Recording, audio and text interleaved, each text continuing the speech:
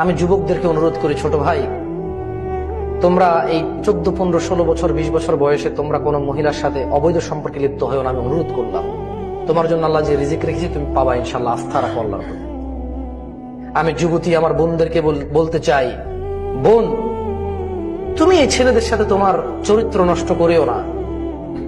তুমি সন্তুষ্ট থাকো। আলহামদুলিল্লাহ, এই দেশের মাটিতে এখনো মানুষ এইটা মনে করে না যে মেয়ের বয়স 30 বছর হলে বিয়ে দেবো, ম্যাচুর হইতে হবে।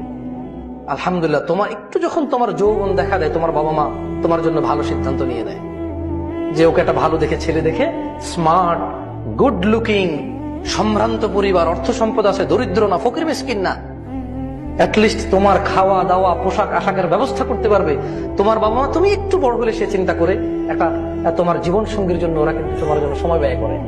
এটা তোমার নিয়ামত। পৃথিবীর অনেক দেশেই তাদের মেয়েদের নিয়ে এভাবে চিন্তা করে না।